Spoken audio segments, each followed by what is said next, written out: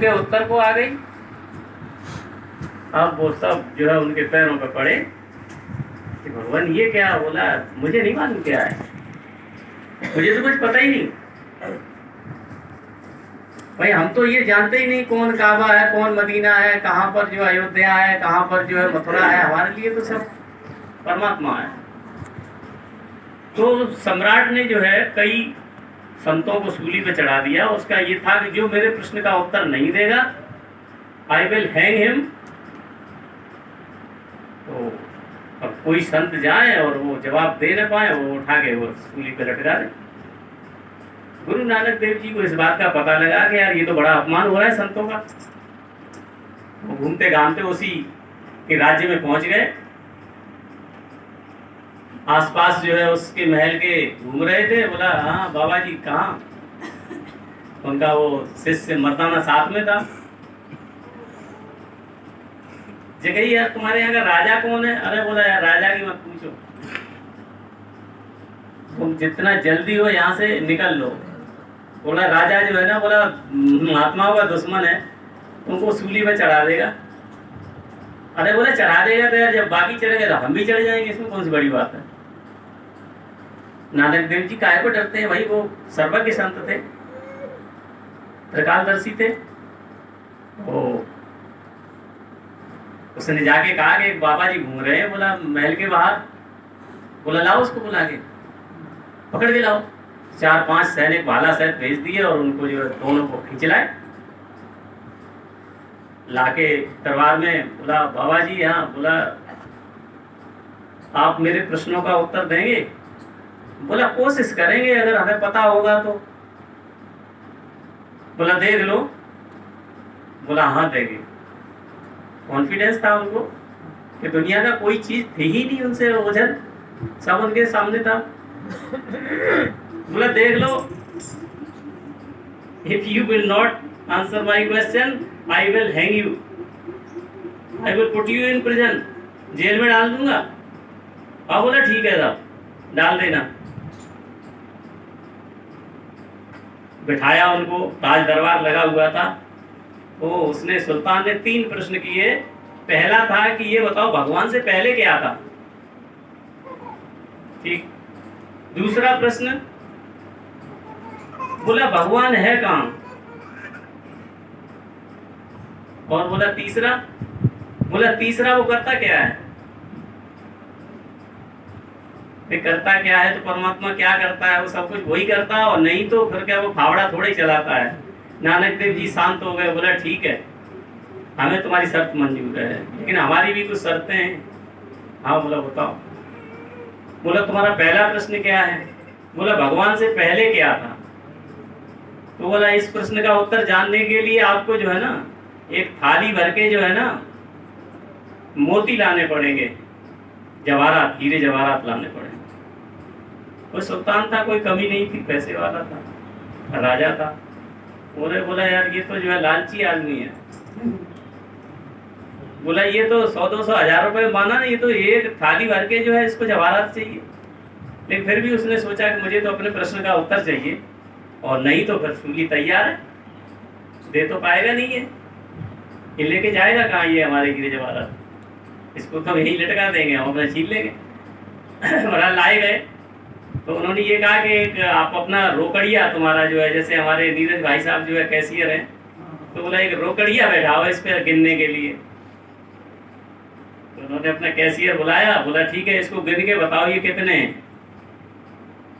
तो उसने गिनना शुरू किया 1 2 3 4 गिन। बोला रुक। बोला तूने गलती कर दी। बोला गलती कर दी। हाँ। बोला दोबारा गिन। उसने दोबारा से शुरू किया 1 2 3। बोला रुक। बोला फिर भी तूने गलती कर दी। अब वो चक्कर में राजा वो भी सामने बैठा हुआ है और वो भी चक्कर में। बोला गलती कहाँ पे कर रहा है, ये तो गिनती है। तो बोला ठीक है अगर हम जहाँ भी गलती करें आप हमें वहीं पर रोक देना। भाई ये तो हमें मालूम है 1 के बाद 2, 2 के बाद 3 के बाद 4 आता ही है। तो उसने नानक देव से कहा कि भाई देखो जहाँ पर हम गलती करें आप मुझे वहीं रोक देना महाराज जी। उन्होंने कहा ठीक है। तो उसने जैसे ही अगली बार गिना 1 गिना 1। बोला रुक। बोला महाराज आप तो कहाँ पे गलती हो गई? एक बोला एक से पहले की गिनती गिन। आपको बड़ा चक्कर है, एक से पहले, बोले एक से पहले तो कुछ होता ही नहीं, तो बस यही समझ ले कि परमात्मा से पहले कुछ था ही नहीं। आया फिर समझ में?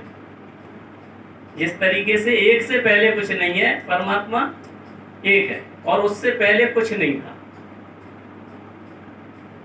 तेरे प्रश्न उत्तर मिला?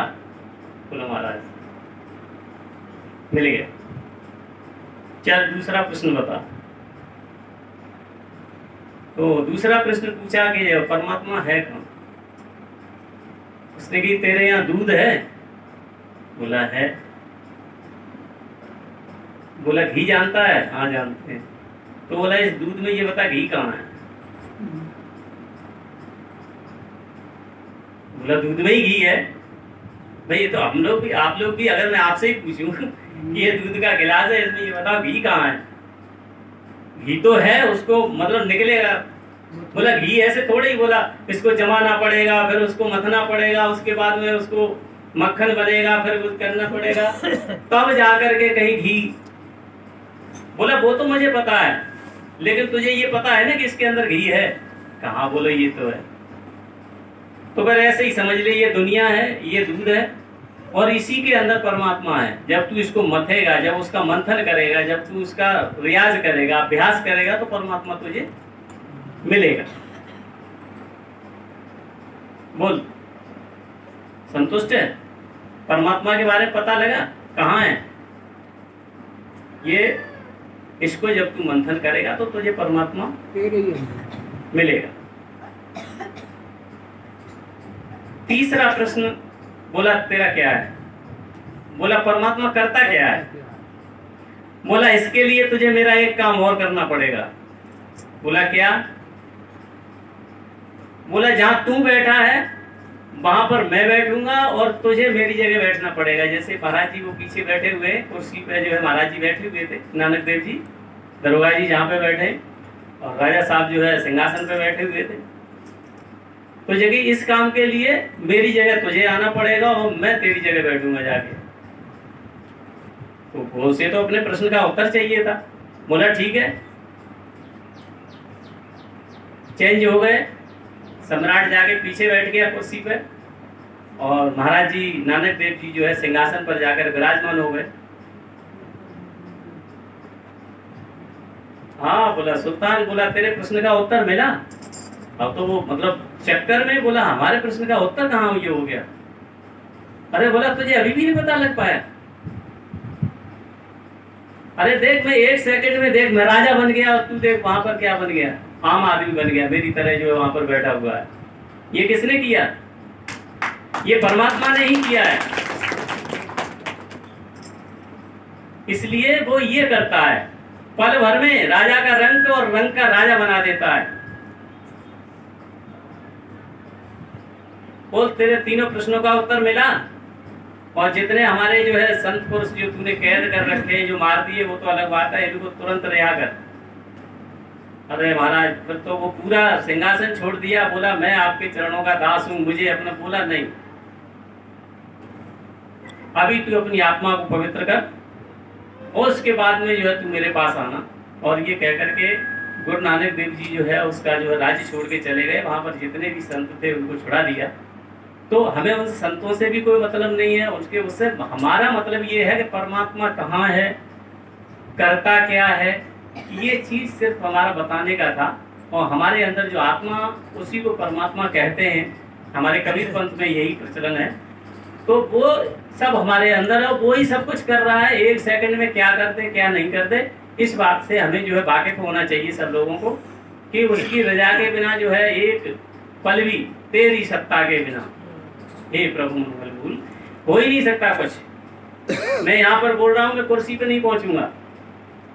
अगर वो नहीं चाहेगा तो मैं वहां तक बैठ नहीं पाऊंगा जाके। ये उसका खेल है और यही वो परमात्मा करता है। समय शायद कम होगा, मैं अपनी वाणी को यहीं पे विराम देता हूँ। बोलो सतगुरुदेव।